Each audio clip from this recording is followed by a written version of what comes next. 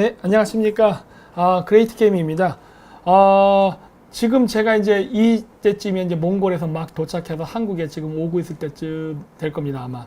그래서 좀 미리 좀 방송을 찍어 봤는데, 가기 전에 찍었기 때문에 약간 좀 시차가 있어가지고 어쩌면 이 방송이 나갈 때쯤에는, 안 맞은 내용이 있을 수도 있는데, 일단은 저희가 규칙적으로 방송을 계속 보내야 되기 때문에, 미리 일주일 땡겨서 찍었으니까 그 부분은 좀 감안하고 봐주시기 바랍니다. 그래서 오늘은 그 문정권의 악수 해갖고 통계 조작 자살 외교 이렇게 해가지고 두 개로 주제를 잡아서 간단하게 이야기를 해보도록 하겠습니다.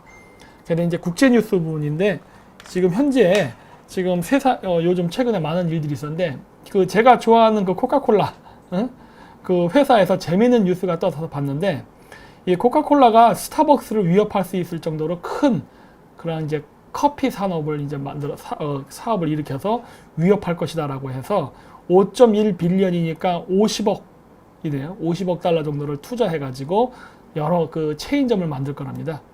그래서 여기 보니까 영국의 그 회사인 화이트 브레드라는 회사로부터 이 코스타라는 그 회사를 사나 봐요. 그런 것들에서 등등등등 많은 얘기가 나오는데 원래 코카콜라는 원래 그 탄산음료의 그런 어떤 이미지가 있었는데 지금 커피 산업까지 그 영역을 확장시키는 걸로 지금 보입니다. 그래서 앞으로 이제 또 커피 시장이 어떻게 또 요동을 칠지 한번 봐야 될 것 같아요. 그 다음에 또 있었던 일은 뭐냐면 이건 조금 된 기사예요. 원래 옛날 때부터 이게 있었거든요. 그랬는데 신장 위구르 자치주에 있는 그 사람들 중에 중국의 그 위협이 된다고 생각되는 사람들을 따로 모아갖고 그 대규모 수용소를 만들었답니다. 근데 거기 지금 갇혀 있는 인원들이 대략 100만 명 가까이 된다고 하니까 굉장히 많은 숫자예요. 왜냐면 그 위구르 사람들이 대략 한 2,500만 정도 있는 걸로 추산되거든요. 그 중에 지금 100만 명이니까 굉장히 많은 숫자가 지금 반체제 인사로 분류돼 갖고 지금 체포되어 있는 게 지금 보이는 거죠.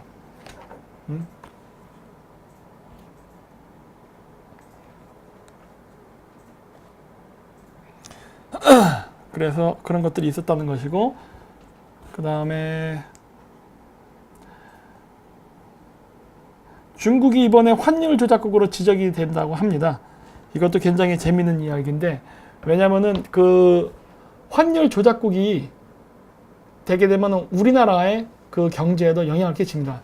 보통 좌파 사람들이 그런 얘기했죠. 미국의 시대는 갔고 중국의 시대가 왔으니까 우리는 이제 미국이랑 상관없이 중국이랑만 잘하면 된다. 요런 아주 그냥 편협한 사고방식을 갖고 여태까지 경제 논리 얘기하고 했던 좌파들의 특징이 뭐예요?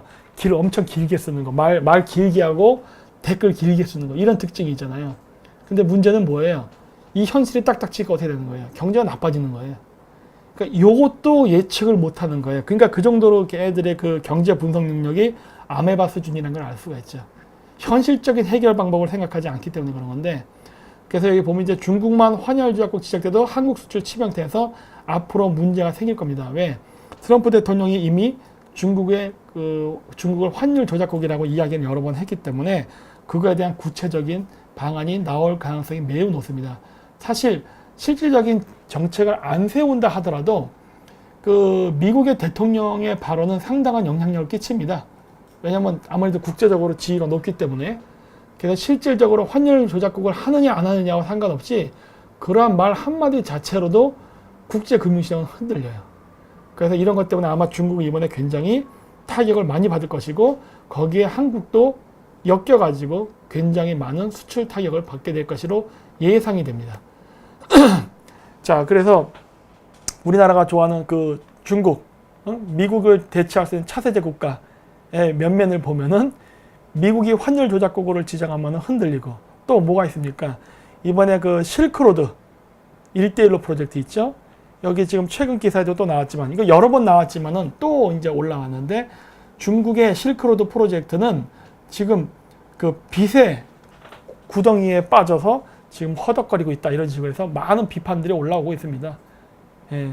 그래갖고, 이렇게 빚더미의 사업, 그러니까 실패할 게 명백한 사업에 지금 문재인 대통령은 지금 중점 사업으로 해가지고 지금 1대1로를 적극 추진하는데 우리나라의 그 투자 자금을 아끼지 말고 쓰라 이런 식으로 얘기하는데 이게 바로 바보 같은 짓인 거죠. 바로 이게 1, 2조가 아니거든요. 몇십 조에 해당하는 금액이 여기 퍼부어지는 건데 그 금액이 있으면은 차라리 그냥 복지에 쓰세요. 복지에. 이런 식으로 해가지고 돈을 이게 낭비되고 어차피 실패할 사업이 뻔한 걸 왜 하냐는 거예요, 도대체. 물론 거기엔 이유가 있죠. 그 대표적인 예가 바로 석탄 세탁이었죠. 바로 중국에 1대1로 사업한다는 명목으로 해서 또 북한으로 자금 보낼 겁니다. 그렇기 때문에 이런 말도 안 되는 계획을 무리를 해서 하는 거예요. 국내 경제 무너지도 상관없이. 그래서 이제 본 그 내용인 통계 조작으로 이제 들어가는데, 요 뉴스는 간단하게 한번 볼게요. 이게 보시면 벌써 제목 보이죠? 폭우 오면 와르르 태양광 시설 위험 천만 해가지고 잠깐만 보겠습니다.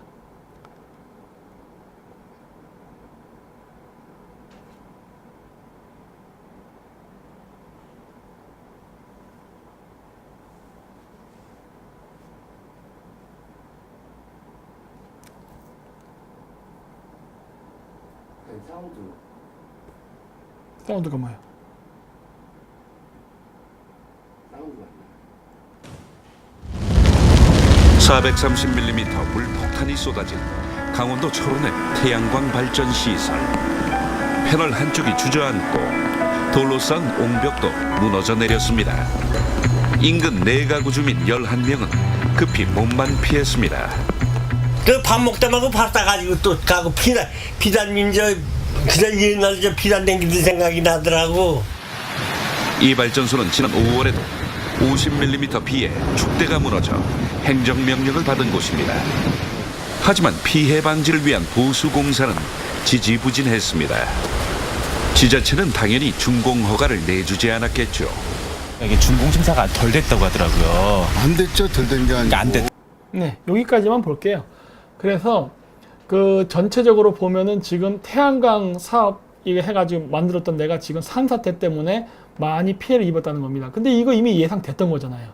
이것도 이미 다 얘기가 나왔던 거고 우려스럽다고 했던 부분인데 전혀 대책이 안 세워졌다는 거죠. 왜? 돈 벌기에 급급해서 태양광 파는 데만 집중했지 그 태양광 판넬을 지키기 위한 기초공사나 이런 축대공사는 전혀 신경 안 썼기 때문에. 왜냐하면 그거는 그 시설 투자한 사람들의 몫으로 해갖고 그 사람들한테 어차피 책임을 뒤집어 씌우면 되니까. 근데 이번에 이렇게 해서 이번 태풍 쏠릭이라던가 그 폭우로 인해 가지고 무너진 판넬 이런 것들 나중에 다 어떻게 하려고 합니까? 그거 다 중금속 덩어리인데. 네? 그래가지고 이런 것 때문에 우리나라 토양 오염이 될 수도 있는 겁니다. 그리고 실질적으로 우리나라에 그러한 태양광 판넬이 제일 많은 지역은 전라도 지역이에요. 제가 지금 여기 통계도가 어딘가 있을 텐데 그런 것 때문에 지금 많은 사람들이 피해를 받는데도 불구하고 대책은 전혀 없다는 거죠. 그래서 앞으로 이런 것들이 문재인 대통령의 지지율을 최저화하는데 아마 큰 영향을 끼칠 겁니다. 여기도 보면 나오지만은 문재인 대통령 국정 지지율 30%대로 역대 최저에가 나오는데 그거 8월 31일 여론조사업체 공정에서 조사한 거랍니다. 거기 보면은 그 문재인이 정치를 못하고 있다는 응답 비율은 40.9%로 잘하고 있다는 비율보다 6.1% 높았다. 그래서 여태까지 여론 조작을 많이 했기 때문에 문재인 지지율이 뭐 80% 막 90%까지 올라가고 했었잖아요. 근데 그런 조작을 함에도 불구하고 이제는 안 된다는 거죠. 왜냐면 이제 너무 그 피해가 눈에 보일 정도로 심해졌기 때문에 더 이상 일반 그 통계 조작으로는 더 이상 조작 못 합니다.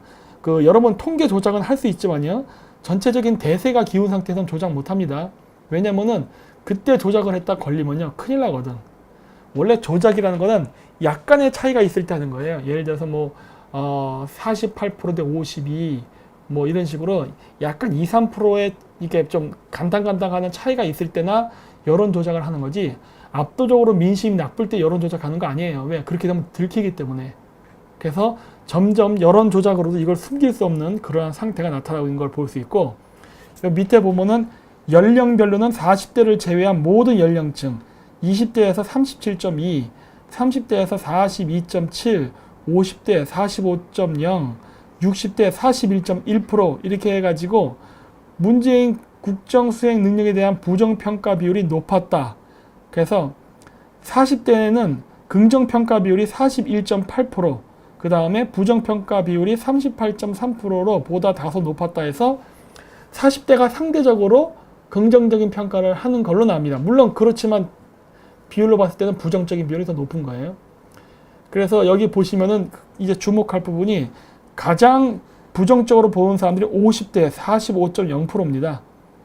그래서 20대랑 비교해도 20대도 전체적으로 봤을 땐 낮지만은 상당히 높은 비율이 불만을 갖는다는 거예요. 즉, 이 얘기는 뭐냐면요. 젊은 세대라고 해가지고 좌파적 성향을 가진다는 거 없다는 겁니다. 젊은 사람들은요, 현실주의자예요. 자신의 이익과 자신의 경제적인 거에 타격을 받게 되면은 이 사람들은 이념이 없기 때문에 좌고 우고 없어요. 그냥 비판합니다. 그래서 이런 현상이 나타나는 것이고, 40대가 좀 낮은 이유는 뭐냐면 이게 정규조 세대라 그래요. 정규조 세대. 그래서 제가 봤을 때 이런 것들을 전략적으로 이제 분석해서 봐야 되는데, 요 그래프를 보면서 제가 느낀 점은, 물론 젊은 애들을 대상으로 한 유튜버가 많이 나오는 것도 있어야겠지만, 우파 유튜버가요. 플러스 저희가 집중적으로 공략해야 될 대상은 저 같은 이런 40대 사람들, 이런 40대 사람이 만든 유튜브들이 중점적으로 활약을 해가지고 이 정규조 세대 사람들을 지금 우파 쪽으로 전향시키는데 집중 투입돼야 되지 않나라는 거를 이 그래프를 보면서 한번 느끼게 됐습니다. 그래서 이 여러 통계 그래프가 별로 안 좋아요. 앞에 보면 지지율도 지금 굉장히 떨어졌다는 얘기가 나오고, 또 다른 통계를 보면은 2, 4분기에 세계 경제 회복세서 한국 경제는 오히려 뒷걸음질 해갖고 분기별로 2017년 2, 4분기 0.7, 3, 4분기 0.7 유지하다 4, 4분기 0.6, 올해 1, 4분기는 경제 성장률은 축소됐다, 이런 식으로 점점 경제가 나빠진다는 그러한 이야기를 합니다. 그리고 제가 저저번 그 방송에서도 그 그래프 보여드렸죠. 그래서 경제가 나빠진다라는 이야기가 계속 나오고 있었어요. 그 근거는 어디서 나옵니까? 바로 통계청이었죠. 근데 그런 그 부정적인, 지금 문 정권의 부정적인 그래프가 나오고 나서 어떤 일이 발생했냐? 통계청장이 경질됐습니다. 여기 보시면 정부가 맞춤형 통계 주문 하나 해서 청장 경질에 통계청 부글부글 해갖고 이번에 그 문재인 정권에서 통계청장을 바꿔버렸어요. 그래서 왜 그런 일들이 일어났느냐? 청와대에서는 취업자가 늘었다고 하는데 취업자가 실질적으로는 안 그랬거든요. 그리고 그걸 뒷받침하는 게 통계청이었어요. 통계청에서도 청와대가 이야기한 것과 반대의 결과물을 계속 제시했거든요. 그러다 보니까 마음에 안 든다고 자른 것 같습니다.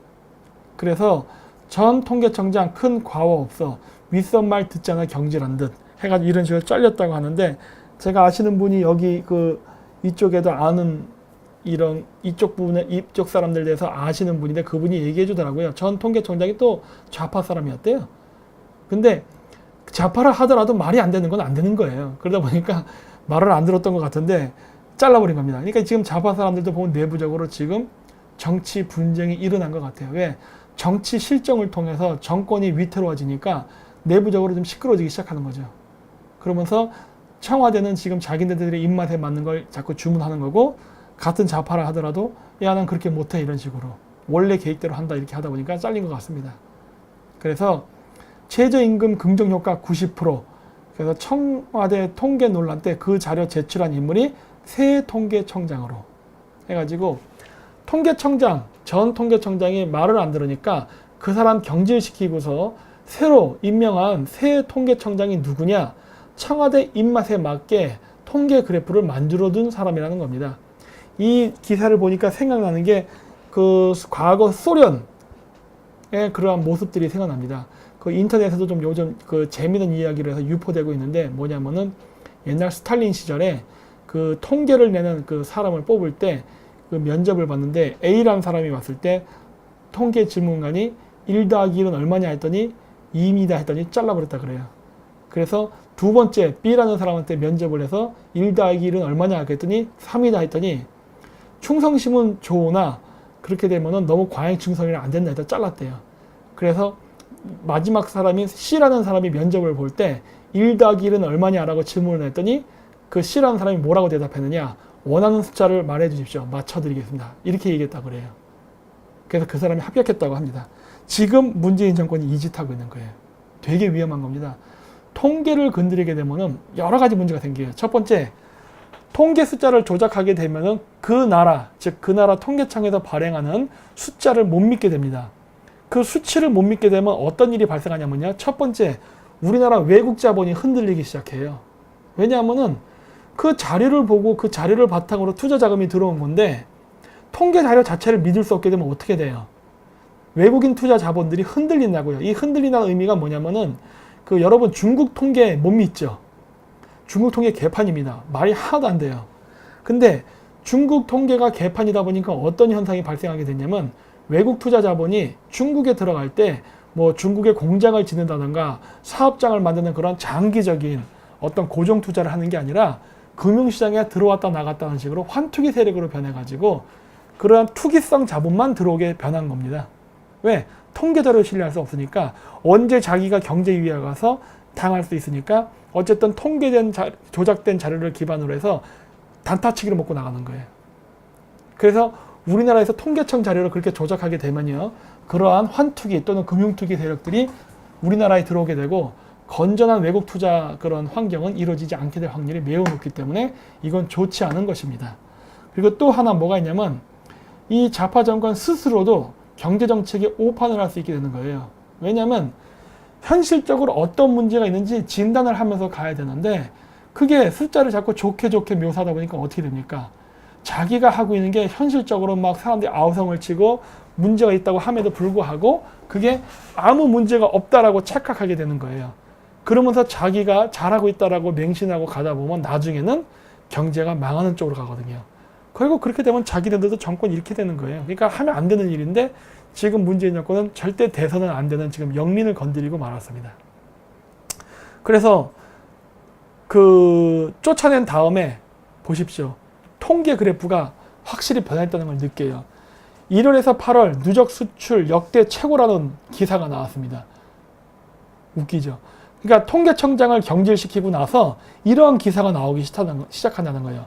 분명히 실업률이 높아지고 경제가 나쁘고 지금 수출이 잘 안 된다는 이야기가 분명히 나왔었는데 통계청장이 바뀌더니 잘 된대요. 그 누구 말이 맞는 거예요 도대체? 그러니까 이런 식으로 지금 얘네들이 이제 숫자 조작을 하기 시작했다는 거예요. 여러분들 그 기업들 망할 때 분식회계하다 망하는 거 많이 보셨을 거예요. 뉴스에서 97년도 IMF라든가 이럴 때. 그랬는데 지금 국가가 분식회계를 하려고 하는 거예요. 국가가 분식회계하는 건요. 중국만 그랬었어요. 옛날 때. 근데 확실히 우리나라가 친중 정권이라서 그런지 몰라도 중국이 하는 거 지금 그대로 따라하고 있는 거예요. 절대 해서는 안 될 것을. 그 다음에 이제 자살 외교를 말씀드리도록 하겠습니다. 이름 자체가 자살 외교. 옛날 땐 등신 외교라고 많이 했었는데 이젠 자살 외교라고 제가 얘기합니다. 왜? 이건 등신의 수준을 넘어서 이젠 국가 자체를 자살시키려 하기 때문에. 그래서 이 자살 외교를 하긴 하는데 사실 외롭지는 않습니다. 왜냐면 갑자기 아베가 끼어들었어요. 아베의 몰래 한 북일 접촉, 뒤통수 맞은 트럼프 격앙이라고 나오는데 일본의 아베 총리가 북한을 몰래 만났습니다. 뭐 여기서 보면은 뭐 북한 사람들 그 납치 문제 이런 거 이야기하는 것 같은데 그거 아니에요 사실은. 북한 사람들 일본 사람들 납치 문제 이 얘기는 표면상의 문제고 실질적인 건 따로 있는 거죠. 그게 뭡니까? 바로 석탄 밀매에 일본도 개입되어 있었기 때문에 그래요. 일본도. 그러니까 일본의 좌파들과 그 다음 한국의 좌파, 그 다음에 중국 애들이 같이 커넥션을 이뤄가지고 원래 그렇게 그 대북 사업을 했었거든요. 돈 세탁 때문에. 북한에서 돈 세탁하기 좋거든요. 북한이라는 나라 자체가 국제사회에서 고립된 지역이기 때문에 일단 돈이 그쪽을 들어갔다 나오면요. 돈 세탁하는데 꽤 짭짤합니다. 그래서 예전에 제가 비공개 강의 때도 그런 얘기 했어요. 북한을 통해서 돈 세탁하는 많은 세계의 부호들이 있다. 이제 그런 사람들이 있는데 이런 것들이 지금 문제가 된 거거든요. 그런데 사람들이 그래요. 아베가 왜 저기 우파냐 이런 얘기도 많이 하고 한데 여러분 그 아베 이 좌파 사람들 잘 모르면은 좀 공부를 해야 돼요. 아베 집안이 어떤 집안인지를 알아야 됩니다. 예? 아베 수상의 그 외할아버지인 키시노부스케는요 반미주의자였어요. 물론 키시노부스케는 더구나 빨갱이였습니다. 사회주의자였어요. 그리고 반미주의자였어요. 하지만 일본의 4대 제4대 수상인가 전후 했던 인물이라고요. 그게 아베 수상의 외할아버지예요. 그 다음에 그 동생이 정확히 이름이 내가 약간 애매하니까 카토 에사쿠라는 사람이 있어요. 카토 에사쿠라는 사람이 있었는데 그 사람도 수상이었어요. 그 사람은 뭘 하려고 그랬느냐? 핵 개발하려고 그랬다고. 일본에서. 그러니까 일본이 전쟁 끝나고 나서 얼마 안 된 시점에. 그래서 키시 노부스케는 미군 철수를 추진하려던 인물이었고 카토 에이사코는 핵미사일을 만들려던 사람이에요. 그리고 결국 둘 다 실각을 당했습니다. 아마 미국이 마사지를 좀 했겠죠. 그런 집안의 자손이 아베예요. 응? 그렇기 때문에 아베를 우파라고 얘기하는 것은 좌파 애들의 무식함이에요. 그래서 트럼프가 아베를 안 믿는 겁니다. 지금도 그렇고. 그 집안의 내력을 봐야 돼요. 내력을. 그래서 그 민주당의 하토야마 유키오도 물론 좌파지만은 아베가 자민당에 있다고 해서 100% 우파라고 얘기는 못해요. 우리나라 지금 자유한국당이나 뭐 이런 기타 뭐 바른당 등등 지금 다 가짜 우파들 많죠 지금. 그런 것처럼 말로만 우파지 실제 우파가 아닌 정치인들이 지금 많이 있다고요. 일본 자민당 내에도.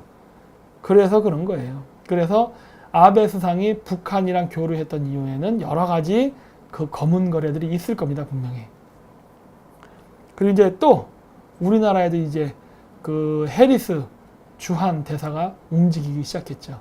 그래서 박원순 서울시장을 만났는데 8월 30일 날 예방차 서울시를 방문한 해리스 신임 주한 미국 대사와 박원순 시장과의 면담은 철저하게 비공개로 진행됐다. 그 시민청이라 그러잖아요, 요즘 시청을. 시민청 근처에 주한 대사관 있는 거 아시죠? 주한 미 대사관. 그 가까운 거리예요. 근데 뭐 거의 교류가 없었는데 이번에 가서 만났어요. 근데 만났는데 내용은 비공개랍니다. 뭐였을까요? 되게 궁금해. 근데 또 하나 박상기 장관도 또 만났어요. 법무부 장관.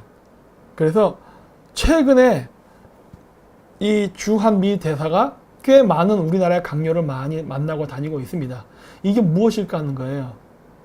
좀 봐야 되는데 내가 봤을 때는 이게 아마도 굉장히 큰 영향을 일으킬 것 같습니다. 여태까지 미국의 대사가 움직이지 않았어요. 박근혜 탄핵 전서부터 해갖고 지금까지 뭐 대사 지명도 상당 기간 동안 되지 않았을 뿐만 아니라 그리고 이제 지명된 이후에도 별다른 보여주는 그 행보가 없었는데 이제 슬슬 움직이기 시작했어요. 그 얘기는 뭐예요? 지금 문 정권 가만히 두지 않을 겁니다. 네. 그래서 그런 거에 대한 어떤 그 외압이 아닐까라고 봐요. 왜? 비공개로 하니까. 그래서 하는데 이 우리나라 대통령이 이러한 상황 속에서 여전히 개념 없는 외교를 하고 있다는 거예요. 여기 보시면 이스라엘 매체 리블린 대통령 방한 타진에서 거부됐다고 얘기 나오죠. 이스라엘이 왜 지금 우리나라에 올려 하겠어요? 지금 우리나라에. 이스라엘 대통령이에요. 대통령. 꽤 높은 겁니다. 총리하고 대통령 두 개가 있거든요. 근데 대통령이 왜 올려 하겠습니까? 솔직히 우리가 이스라엘이랑 그렇게 뭐 무역을 뭐 활발하게 교류한다든가 이런 것도 없어요. 그럼에도 불구하고 이스라엘의 대통령이 우리나라에 방문하려던 이유는 딱 하나예요. 북한의 비핵화 때문에 그래요. 북한에서 핵이 개발되면 제가 얘기했잖아요. 이란을 통해서 시리아라든가 이런 데 배치된 다음에 이스라엘을 위협한다고. 거기에 핵탄두까지 장착되게 되면은 이스라엘의 국가의 존망은 심각한 위기를 맞게 된다. 그렇기 때문에 북한의 핵 개발은 이스라엘하고도 밀접한 이해관계가 있기 때문에 이스라엘은 북한의 비핵화에 적극적으로 참여한다. 이런 얘기 많이 했었잖아요. 근데 최근에 있었던 북한의 그 석탄 세탁 사건이라든가 그리고 석탄 세탁을 한 그런 것들이 정황이 발견이 됐음에도 불구하고 청와대에서 수사를 못하게 지시하고 이런 일들이 있었죠. 이런 일들 때문에 이스라엘에서 오는 거예요. 설명해봐라. 이게 도대체 무슨 일이냐? 왜? 이스라엘은 굉장히 심각한 문제거든요. 자신들한테. 그래서 한국 정부의 그 대통령을 만나서 대통령 대 대통령으로 탁 터놓고 어떤 일인지 한번 얘기해보자 하려고 했던 건데 이걸 우리나라에서 거절한 겁니다. 이거 굉장히 안 좋은 거예요. 그리고서 리비아 대통령 만난다고 했죠. 그런데 리비아 정상회담 실패됐죠. 뭐 리비아의 국내 사정 때문이라는데 리비아의 국내 사정 때문인지 아니면 우리나라 국내 사정 때문인지는 좀 더 들여다봐야 될 것 같습니다. 왜? 해리슨 대사의 움직임이 30일, 31일 날 박원순 서울시장이랑 그 다음에 그 법무장관 만났었죠. 그리고 9월 1일 날 이스라엘 대통령 방문을 거절시켰어요. 우리나라에서. 그래서 9월 2일 날 리비아 대통령의 그 간에 하는 그 정상회담이 취소됐거든요. 이런 일련의 사건들을 쭉 보면은 야, 이거는 지금 북한 문제에 대해서 우리나라 정부가 어떤 스탠스를 하고 있느냐가 명확히 보이는 거예요. 뭐예요? 친북입니다. 친북. 친북 외교 정책을 하고 있는 거예요. 이거 지금 친북 외교 정책을 하게 되면 우리나라는 앞으로 굉장히 세컨더리 보이콧에 준하는 아주 엄중한 경제 제재를 당할 확률이 매우 높아집니다.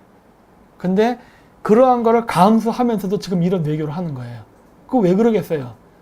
그 예전에 그 우리나라에 있었던 주한 일본 대사 무토 마사토시가 얘기했던 책이 있죠. 나는 한국인으로 태어나지 않아서 다행이다. 뭐 이런 책이 있었잖아요. 그 책에 나오는 내용처럼 옛날 그 마사토시 그 대사가 문재인이 국회의원이던 시절에 만났을 때 했던 그 소감 그대로죠. 문재인은 모든 질문을 하면 대답을 북한에 관련된 것만 대답한다. 그러니까 모든 질문, 다른 뭐 한일 관계 문제, 위안부 문제, 뭐 독도 문제, 뭐 등등 여러 중국 문제 등 모든 이슈를 질문을 해도 항상 대답은 북한에 대한 것만 동문서답한다는 소리죠. 했었다라는 글이 써 있었는데 정말 그 말이 맞는 거예요. 지금 북한의 핵 개발 때문에 심각하게 그거를 여기고 미국, 유엔사, 이스라엘 등등 일본 많은 국가들이 계속 한국에 와서 이 문제를 해결하고자 지금 외교적 협상을 타진하고 있는데 그걸 전부 거절하고 있습니다. 즉 친북 행위를 하는 거예요. 친북 행위. 북한이 핵을 개발하는데 거기에 동조해 준다는 거죠. 심지어 석탄 세탁까지 해주면서. 이러한 정부가 과연 오래 갈까 하는 거예요. 물론 3년 뒤에 대통령 선거가 있기는 합니다만은 이런 식으로 자꾸 가다 보면요. 어쩌면은 우리나라는 그 문재인 정권이 진짜 3년을 못 갈 수도 있습니다. 조심해야 돼요. 그래서 이제 결론 부분인데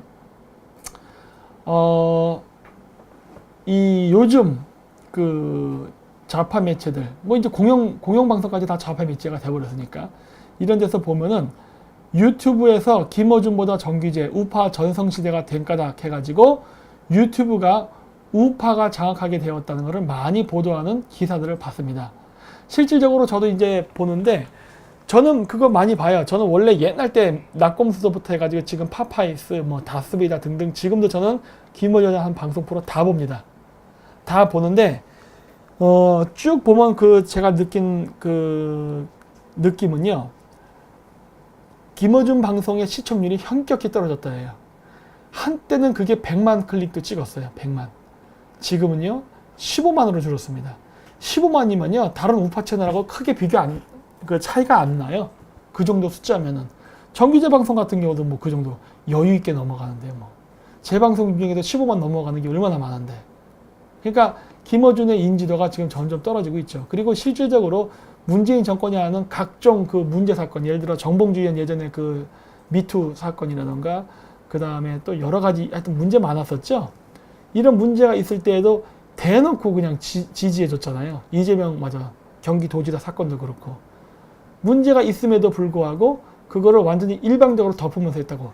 옛날 때 이명박 대통령 때 비리 사건을 들추면서 뭔가 정의의 사도처럼 이미지가 있었기 때문에 김어준이가 인기를 얻었던 것이었지 김어준이 말하는 그 자체가 인기가 있었던 게 아니거든요. 즉 그 우리나라 국민의 기본 정서 속에 깔려있는 부정부패라든가 그 부정의에 대한 그 폭로 그 다음에 거기에 대한 그 용기를 칭송해 준 거지 그냥 김어준이 하는 말 자체를 모든 사람들이 맹신하듯이 믿는 그런 건 아니었거든요.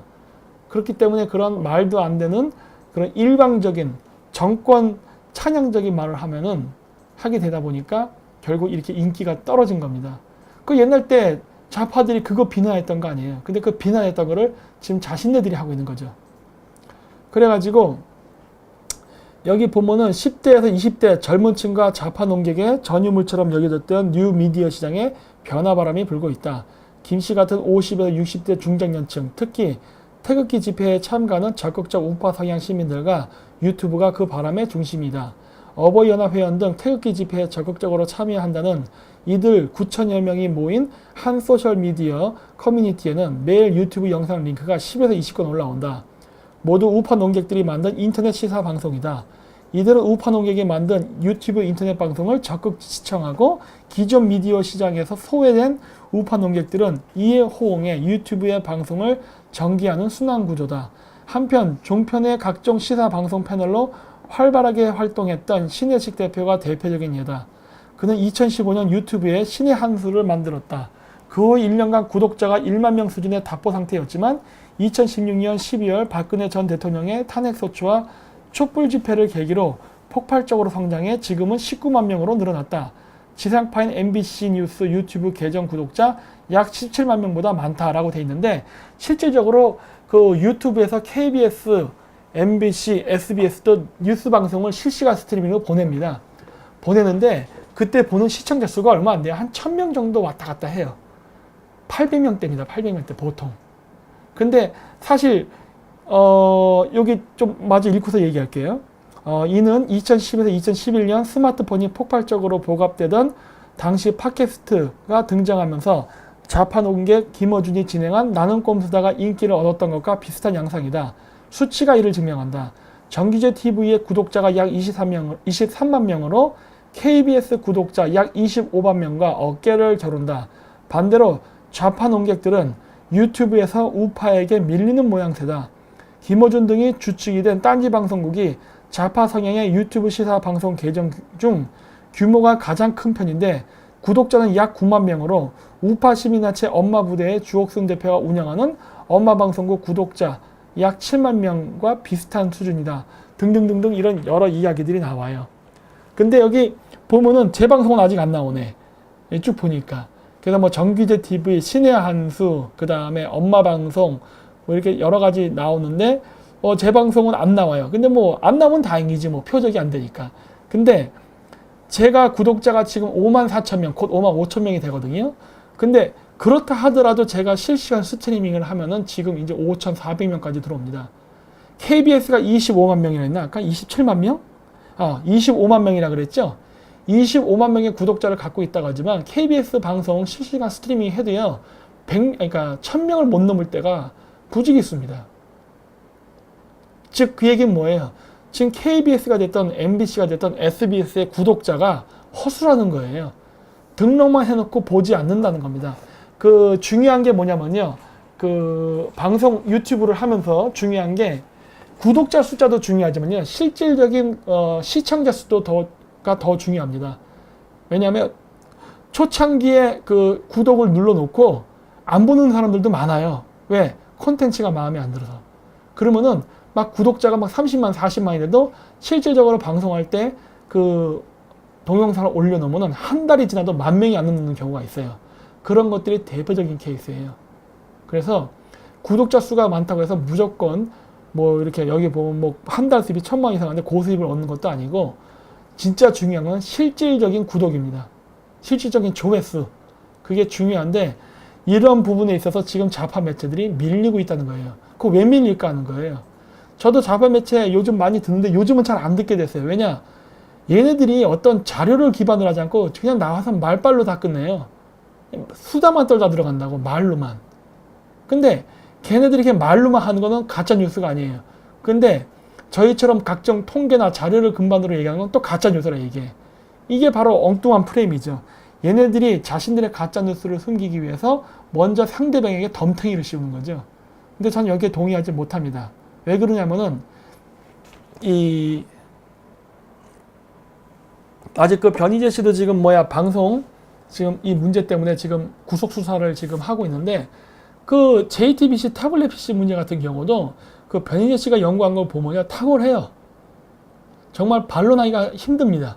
그리고 JTBC가 진짜 거기에 엄청 휩쓸려 가지고 많이 방송을 하면서 막 바꾼 적도 많아요. 야, 저거 타블렛 PC 아니다 뭐 이렇게 얘기하고 나니까 방송할 때 화면을 바꾼다던가 뭐 이런 등등 여러 가지 일들이 있었는데, 이 타블렛 PC는요, 증언 자체가 여러 개가 있어요. JTBC 내부 내에서도 그 확보한 경위가 자기들끼리도 증언이 안 맞아요. 이런 여러 것들이 벌써 이미 저들이 조작한다는 것 같은 냄새가 나는데도 불구하고 그런 것들에 대해서는 가짜 뉴스라는 얘기를 안 해요. 그리고 그러한 뉴스를 비판한 사람을 오히려 허위사실 유포로 구속을 한단 말이에요. 이거야말로 진짜 공안정치고 독재정치 아닙니까? 그러니까 이런 것들을 행하면서 자신들을 스스로 정의라든지 민주주의라고 얘기하면은 민심이 따르겠냐는 거예요. 안 따른다니까요. 이 우리나라 전체적인 그 정치판은요, 골수 30%의 그 우파 사람들과 또 골수 좌파의 30%가 있는 겁니다. 양쪽에 30%가 있고 중간에 약 40%의 그 왔다 갔다 하는 중도파들이 있어요. 근데 이 사람들의 시각은요, 특정한 그런 정책 성향을 띠지 않습니다. 그때그때 이슈를 그때그때 사안의 관점에서 봐요. 근데 이런 사람들 관점에서 봤을 때도 지금 문재인 정권, 그다음 문재인 정권이 지금 꽂아놓은 KBS, SBS, MBC, 이거 언노령 사람들이 지금 장악하고 있죠. 이런 사람들이 지금 말하는 뉴스 자체가 신빙성이 떨어진다는 것을 반증하는 거예요. 왜? 안 보니까. 그래서 지금 이러한 그 우파 채널들이 가짜 방송이라고 얘기하는 거는 저는 동의하지 못합니다. 그래서 여기 보면 마지막 결론 부분에 이런 말들이 나와요. 뭐 이런 유튜브 방송이 기존 미디어에서 소외된 우파의 여론 배출 창구가 된다는 점에서 긍정적인 평가도 있지만 가짜 뉴스나 각종 혐오 발언 등이 여과 없이 유통된다는 우려도 있다. 욕을 얘기하는 건가? 근데 저는 욕을 빼면 얘기할 수가 없는데 어쨌든 정기재 TV에 출연한 패널들이 동성애 해방 운동은 공산주의에 기반을 두고 있다는 등의 발언을 별다른 검증이나 여과 절차 없이 그대로 방송하는 게 대표적인 예의다. 왜 이게 왜 가짜 방송이에요? 나 맞는 것 같은데 이거 미국에서 일어나는 각종 좌파 운동 보면 이거 동성애자들이 다 그쪽 연결돼 있어요. 난 그 동의 못해요. 게다가 유튜브의 모기업인 구글이 해외 기업이라 국내 방송국과 같은 방송 내용에 관한 규제가 어렵기 때문에 이런 문제가 더 심각해질 우려도 있다. 이게 무슨 소리야? 실질적으로 구글이 지금 탄압하는 건 우파 방송인데 적반하장이죠. 완전히. 이런 거짓말을 써놨단 말이에요. 또 고려대 사회학과 김문조 교수는 유튜브 같은 뉴미디어에서 우파의 목소리를 담는 콘텐츠가 늘어나는 건 담론 시장의 좌우균형 관점에서는 바람직하지만 문제는 그 내용이라며 규제나 검증의 사각지대에 있는 우파 매체들은 가짜뉴스의 위험이 항상 있는 만큼 우파 논객들 스스로 건전한 담론 형성에 좀 더 주의를 기울여야 한다고 말했다. 무슨 개소리예요. 응? 박근혜 대통령 탄핵 때 있었던 각종 뉴욕 비어는 가짜뉴스 아니에요? 뭐 비아그라 먹고 집단 섹스를 했다는 뭐 온갖 소리가 다 나왔잖아요. 그거 검증됐어요 그러면? 지들은 검증돼도 안 되는 얘기를 하면서 우리는 그래도 각종 그 매체의 그 기사들을 인용한다고요. 저도 지금 보세요. 제가 하는 방송 자체가 다 기사를 인용해서 합니다. 그 기사를 보면서 거기에 제 추론을 싣는 방식으로 간다고요. 즉 제가 말을 할 때는 그냥 제 생각을 그냥 얘기하는 게 아니라 현실적으로 지금 존재하는 좌파들이 얘기하는 기존의 언론단체들이에요. 그런 언론단체들의 기사를 기반으로 해서 얘기한다고. 심지어 해외 매체까지. 근데 이게 왜 가짜뉴스예요? 응? 그래놓고 자기네들이 얘기하는 세월호 문제에서부터 이런 것들은 다 진짜 뉴스로 가죠. 세월호 침몰 원인 중에 잠수함 충돌은 어떻게 된 거예요? 가짜뉴스 아닙니까? 그리고 김어준이가 얘기했던 앵커로 걸어서 쓰러뜨렸다는 거 가짜뉴스죠. 왜 이런 거 고발 안 해? 응? 그런 건 명백한 그 허위 사실 아닙니까? 그거 가지고서 박근혜 대통령 정권 흔들고 촛불 집회해갖고 탄핵했죠? 그랬으면 이건 명백한 이거는 반역죄예요. 예? 국가 전복죄라고. 사형감이야. 예? 근데 왜 그런 거에 대해서는 얘기를 안 하고 지금 엉뚱한 데다 이 죄를 뒤집어 씌우려 하는 겁니다. 그래서 전 동의 못 한다고 하는 거예요. 그래서 요 다음번 화면은 최근 문재인 정권이 계속 정치적으로 실정을 하니까 이 실정을 지금 만회하려고 옛날 모택동이 했던 거와 똑같이 문화혁명을 하려고 합니다. 모택동이 뭐합니까? 공산주의 혁명 일으킬 때 중국 인민들의 지지를 받아서 정권을 세우는데 막상 공산주의식 경제정책 해보니까 어떻게 됐어요? 경제가 무너졌잖아요. 그래서 경제가 무너지고 나라가 안 좋아지니까 그 국내에서 모택통의 지도력에 대해서 의문을 제기하고 반발 세력이 생기니까 그거를 홍위병을 만들어서 문화혁명을 일으킨 다음에 반대파를 숙청하는 데 써먹었습니다. 그런데 지금 그와 똑같은 짓을 문재인 정권이 하는 거예요. 자기네들이 집권을 잡고 촛불혁명을 일으켜가지고 집권을 한 다음에 경제정책을 사회주의식으로 해봤는데 친북적인 정책도 하고 그 결과가 국내 경제 불황, 국제적 외교 그런 위신이 몰락, 그 다음에 각종 뭐 악재 뭐 등등 뭐 북한 문제에 있어서 뭐 원활하지 않은 관계 등등 안 좋은 일들이 계속 겹치면서 문재인의 지지율이 떨어지니까 뭐 하려고 그래요? 적폐청산 강화 이런 얘기 하잖아요. 한국판 문화혁명을 하고 있는 거예요. 그래서 이런 짓들을 하고 있는데 이러한 짓들이 과연 효과를 볼 수 있을까 하는 겁니다. 저는 안 될 거라고 봐요. 그리고 제가 지금 보여드리려는 비디오는 바로 이번에 4강에서 우리랑 붙었던 베트남 축구에 대한 이야기입니다. 박항서 우리 한국인 감독이 지금 베트남에서 지금 축구 감독하고 있잖아요. 그래갖고 지금 그 박항서 감독 때문에 우리나라 한국에 대한 이미지가 굉장히 좋아지고 있습니다. 근데 여러분 그거 아셔야 돼요. 베트남은요 우리나라가 2차 그 냉전 시대 때 한국군을 파병해서 전쟁했던 지역이에요. 우파식 관점으로 얘기하면 자유민주주의를 지키기 위해서 간 거고, 좌파적 관점에서 얘기하면은 미 제국주의자의 부역자가 돼서 그 베트남 인민들을 핍박한 사건입니다. 뭐 사과는 어느 쪽으로 가지든 상관없어요. 좌파의 관점을 보든 우파의 관점을 보든. 어쨌든 역사적 사실은 뭡니까? 한국군이 가서 베트남 사람을 죽였다는 건 사실이에요. 그러한 관점에서는 베트남 내부에서도 한국 사람을 싫어하는 사람이 있을 수도 있는 거예요. 그런 것 때문에 악감정이 있을 수 있죠. 근데 지금의 베트남이 과연 한국에 대해서 악감정을 갖고 있답니다. 없습니다. 이게 놀라운 점이라는 거예요. 그래서 이 부분에 일단 비디오를 잠깐 보고 한번 얘기를 하죠. 제가 이거를 중간중간 이렇게 패스하면서 갈게요. 쭉 보진 않고. 그를 놓치게 된다면 얼마나 안타까울까. 우린 그저 당신과 함께하고 싶을 뿐이다. 지금 우리는 이보다 행복할 수 없다. 누군가의 영웅이 된다는 건 어떤 기분일까요? 베트남은 요즘 이 사람 때문에 뜨겁습니다. 국민 영웅, 마법사, 기적.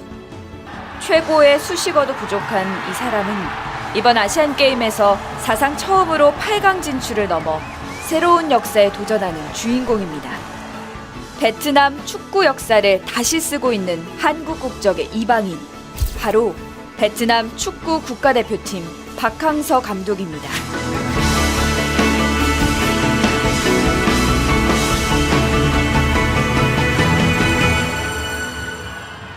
지난 19일 인도네시아 자와바라주 위바와 무티 스타디움. 종료 휘슬이 울리는 순간 베트남 축구 팬들의 환호와 함성이 경기장을 떠나갈 듯 울렸습니다.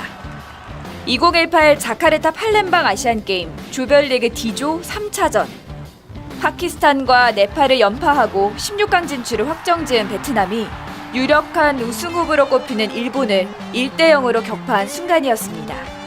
베트남 축구대표팀이 23세 이하 경기나 A매치에서 일본을 꺾은 건 이번이 처음입니다. 3경기 6득점 무실점의 놀라운 기록. 그 중심에는 박항서 감독이 있었습니다. 박항서 감독이 처음부터 환영을 받았던 건 아닙니다. 지난해 10월 11일 박항서 감독이 베트남에 처음 왔을 때 여론은 차가웠습니다. 베트남 대표팀의 10번째 외국인 감독이 된 그는 베트남 사람들에게는 이름 없는 한국인에 불과했습니다. 처음에는 사실 이 베트남의 축구계나 국민들은 처음에 좀 반신반의했어요. 사실 유럽에 아주 저명한 축구 감독을 모시기를 원했었는데 왜 하필 아시아냐, 또 왜 한국계 감독이냐, 거기에 대한 어떤 사실 불만들이 많았죠. 베트남은 지금까지 단 한 번도 올림픽이나 월드컵의 예선 문턱을 넘지 못했습니다. 피파 랭킹 102위. 강인함 이런 것들이 이제 베트남인들의 젊은 층들 사이에서 강하게 남아 있습니다. 베트남인들의 그런 강인. 자, 그래서 여기까지만 보여드리고 나머지는 직접 보십시오. 제가 밑에 링크 주소 했었죠. 그 SBS에서 만든 보이스라는 데 가면 나와요. 제목이 쌀국수는 이제 그만인가? 뭐 이런 식으로 해서 나오는 제목의 그건데 한번 쭉 보십시오. 근데 이걸 제가 보여드리는 이유가 있어요. 베트남이라는 나라는 우리한테 침략을 당한 나라입니다. 근데 지금 베트남 사람들이 갖고 있는 한국에 대한 이미지는 굉장히 호의적이에요. 그래서 여기 이 다큐멘터리를 보면 중간에 그런 얘기가 나와요. 한국 사람들이 베트남 전쟁 때 참전해서 베트남 사람들을 많이 죽여서 한국에 대한 반감을 가질 줄 알았는데 의외로 호의적이고 그 굉장히 좋아한다는 것에 대해서 그 놀람을 감출 수가 없었다. 뭐 그런 분도 굉장히 그 고마웠다. 이런 얘기들이 쭉 나와요. 근데 이 이야기를 제가 왜 말하냐면은 그 만약에 베트남 사람들이 우리가 그 6.25 전쟁 때 베트남 전쟁 때 참전했던 것에 대한 악감정을 가지고 우리가 베트남에 사업을 하러 갔을 때라던가 그다음 이런 박항서 감독 같은 사람들이 그 베트남에 가가고 축구 감독을 하고 했을 때 얘네들이 만약에 반한 감정을 다 가졌으면 우리는 어떻게 했을까 하는 거예요. 응? 근데 우리나라의 좌파 같은 사고방식을 가졌었다면은 분명히 이 사람들은 그 한국에 대해서 개새끼하고 욕했을 겁니다. 한국 애들 물러나라 이런 식으로. 근데 그렇지 않았다는 거예요. 오히려 과거에 이런 과거 일이고 지금부터 잘해봅시다 하고 오히려 그렇게 나갔다는 거예요. 그러다 보니까 어떻게 했어요? 우리 입장에서는 뭐 꼭 직접적인 침략은 아니었지만 어쨌든 동맹국으로서 침략해가지고 어떻게 보면 가해를 한 거일 수도 있는 거 아니에요. 그러한 입장이 있는데도 불구하고 베트남 사람들이 이렇게 호의적으로 대해주니까 어떻게 된 거예요? 우리도 고마우니까 더 많은 것들을 해주려고 했죠. 실제적으로 우리나라가 베트남에 투자도 많이 합니다. 그리고 많은 사람들이 베트남 투자하고 베트남에 가서 심지어 이민까지 하는 사람들이 있을 정도로 한국하고 베트남이 지금 굉장히 좋은 관계를 가져가고 있어요. 더구나 이번 박항서 감독 때문에 앞으로 그 한국하고 베트남의 관계는 더 좋아질 것입니다. 근데 제가 이 이야기를 했던 이유가 있어요. 베트남은 공산주의 국가입니다. 쉽게 얘기해서 빨갱이에요. 즉 베트남의 정권은 베트남 사람들 시각에서는 우파겠지만 우리나라의 우파 사람들 시각에서 베트남 정권은 좌파 정권이에요. 근데 그런 베트남의 좌파 빨갱이 정권들조차도 과거 역사 문제에 대해서는 굉장히 합리적이고 냉철한 시각을 갖는다는 거예요. 즉 뭐냐? 지금 우리가 한국하고 싸워서 문제를 일으킨다면 좋을 게 하나도 없다예요. 그러니까 뭐예요? 과거는 과거고 지금은 지금이다예요. 앞으로 잘하면 된다예요. 그러면서 굉장히 쿨하게 나가죠. 그러다 보니까 오히려 우리나라 사람들이 미안해갖고 더 많은 걸 해주려고 하고 더 좋은 관계를 유지하려고 노력하게 되는 거예요. 그러면서 과거 전쟁에 대한 문제를 해결하기 위해서 한국 사람들도 더 많은 기회를 주려고 하고 노력하게 되는 거죠. 이 얘기를 제가 왜 하느냐? 이게 한일 관계에서도 똑같이 적용된다는 거예요. 일본이 우리나라를 침략했었죠. 우리를 지배했었어요. 그랬는데 우리나라의 좌파들은 이제 그걸 가지고서 이제 어떻게 합니까? 앙심을 품고서 거기에 대한 문제를 제기하면서 끊임없이 반일 운동을 한다고요. 그래갖고 우리에게 좋을 게 무엇이 있냐는 거예요. 베트남 사람들은 오히려 그런 면에서는 굉장히 현실주의적으로 잘 해결했고 지금 베트남의 눈부신 경제 성장은 다 이러한 그 베트남 사람들의 사고방식 때문입니다. 베트남 사람들이 미국 애들 보고 개새끼들 막 일어나요? 제국주의자 물러나라 이런 말 하냐는 거예요. 안 한다니까요. 역사는 전쟁의 역사입니다. 그렇기 때문에 누가 옳건 그르건 떠나서 각 국가 간의 이익이 충돌하게 되면 전쟁이 일어날 수 있고 많은 사람이 죽어요. 늘 일어나는 일입니다. 그렇기 때문에 지도자들은 그거를 한 단계 넘어서 큰 차원에서 다시는 그런 일이 일어나지 않게 하기 위한 어떤 조치를 취해야 되는 거예요. 그 조치를 취한다는 거는 간단해요. 부국강병이에요. 그래서 베트남은 지금 부국강병을 이루려 하는 것이고 그 자기네들이 다시는 그렇게 강대국 사이에 껴갖고 희생이 당하는 그런 그 비극이 발생하지 않도록 지금 외교적 노력을 하는 겁니다. 그리고 그 성과가 나타나는 것이고. 근데 우리나라는 지금 어떻습니까? 소위 진보라고 얘기하는 진보, 프로그레시브 아닙니까? 진보라고 얘기하는 좌파들이 이 사고방식은 1945년 8월 15일에 멈춰 있어요. 얘네들은 그때로부터 지금까지 단 한 치도 한 걸음을 못 나갔습니다. 그래서 얘네들이 바라보는 모든 시각은 그때 당시의 시각이에요. 어떤 건 200년 전 시각도 있습니다. 바로 제국주의라는 시각이죠. 그러니까 미국을 바라보는 시각은 제국주의 시각이에요. 200년 전 식민지 시대 때 그 제국주의 관념이 들어와 있어요. 근데 200년 전엔 미국도요. 식민지를 당했던 나라예요. 그래서 제국주의 국가가 아니었습니다. 근데 그러한 사고방식으로 미국을 바라보고 있고 일본을 바라보는 시각은 1945년에 멈춰 있어요. 그래서 어떤 좌파들은 그런 거짓말도 해요. 일본한테 식민지 당한다. 근데 일본이 어떻게 우리를 식민지 시킵니까? 일본은 군대가 없는 나라예요. 그리고 미국이 그런 일이 발생할까봐 아예 일본의 육군을 해산시켜서 없애버린 겁니다. 일본은 해상자위대가 가장 크고 나머지 그 육군과 핵 공군은 별로 없어요. 바로 그런 사태를 대비한 거거든요. 일본이 자국의 군대를 가지고 한국을 점령한다? 못합니다. 바닷가에서 포격은 할 수 있어요. 포격은. 한포 사격은. 하지만 한국을 점령할 수 있는 육군이 없어요.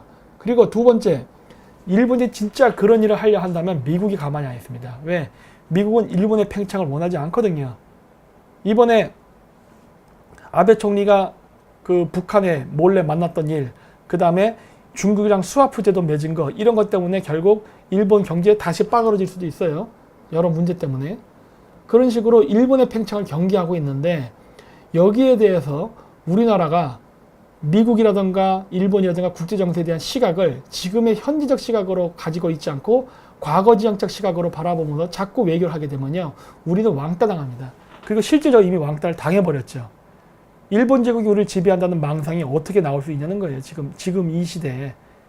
일본이 어떻게 합니까?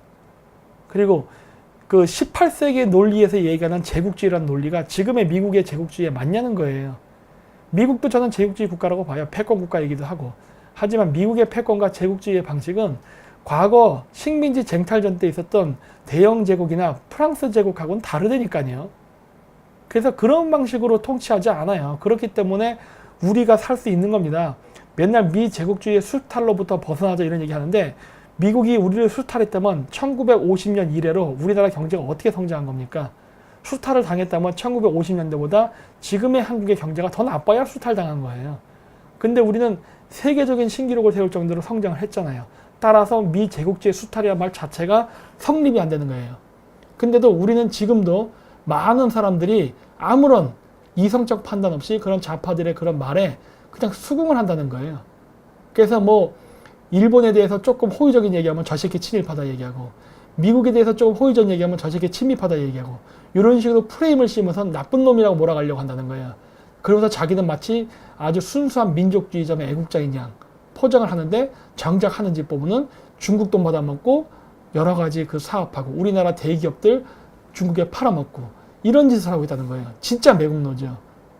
그래서 우리나라의 많은 사람들이 앞으로는 이러한 프레임에 넘어가면 안 됩니다. 제가 저번 방송에서 프레임 전쟁이라고 했었죠.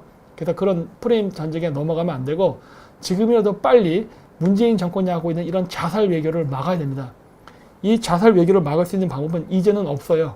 문재인 정권 가지고는 안 됩니다. 왜? 이미 국제사회에서 신뢰를 잃어버렸기 때문에 신뢰를 잃어버린 정권을 가지고서 국제사회에서 다시 신뢰를 회복하는 것은 어려워요. 극단적인 어떤 조치가 있어야만 국제사회에서 신뢰를 하게 됩니다. 그 극단적인 조치라는 건 뭐냐면요. 쉽게 얘기해서 민주당은 절대 안 된다예요. 민주당, 정의당도 안 됩니다. 그런 좌파 정권들이 집권을 하게 되면은 국제사회는 한국을 계속 왕따시킬 것이고 절대 파트너로서 인정 안 할 겁니다. 따라서 민주당이나 정의당이 아닌 쪽에서 나와야 되는데 그렇다고 해서 중국의 돈을 받아먹는 우파 정치인이 대한 세력은 절대 아닌 거예요. 왜냐하면 미국은 그런 사람들과 파트너를 맺지 않습니다. 그리고 혹여 파트너를 맺는다 치면은 이용할 거예요. 그래서 우리나라의 국익을 철저히 파괴할 거기 때문에 그런 사람이 나오면 안 되는 것이고 우리는 우리의 이익에 맞는 사람을 뽑아야 됩니다. 그래서 지금 이러한 자살 외교를 더 이상 방치하지 마시고 많은 사람들이 자각을 하고 지금 좌파 사람들이 가짜 뉴스라고 얘기하는 우파의 유튜브 방송들을 많이 보셔야 됩니다. 왜? 우파 유튜브 방송들 보면은 뭐 조금씩 수준 떨어지는 게 있을 수도 있어요. 하지만은 많은 큰 매체의 방송들은요 다 근거와 기록을 가지고서 이야기합니다. 그 가짜 방송이랑 얘기하는 애들 태극기 집회하는 거 한 번이라도 보도한 적 있습니까? 없잖아요. 그거야말로 가짜 방송이에요. 8월 15일 이럴 때도 대규모로 집회했는데도 보도 안 했잖아요. 서울 시내 나온 사람들은 다 직접 봤지 않습니까? 그 큰 규모로 하는 것들을. 그런 것들을 다 숨기면서 뭐가 가짜뉴스라고 비난하는 거예요. 그래서 많은 사람들이 5년이 되기 전에 깨닫고 바꿨으면 제일 좋겠고 좀 늦게 깨닫는다면은 다음번 3년 뒤에 있을 대통령 선거 때만이라도 아니면 2년 뒤에 있을 국회의원 선거 때라도 바꿔서 지금 정권이 지금의 이 페이스대로 일을 하는 것을 못하게 막았으면 합니다. 그러지 않으면 여러분들의 밥그릇이 사라질 것이기 때문에 그래요. 뭐 저는 국가 민족을 위한 이런 거창한 얘기는 하지 않겠습니다. 여러분들의 생계에 지장을 받기 때문에 제가 바꾸라는 얘기를 하는 겁니다.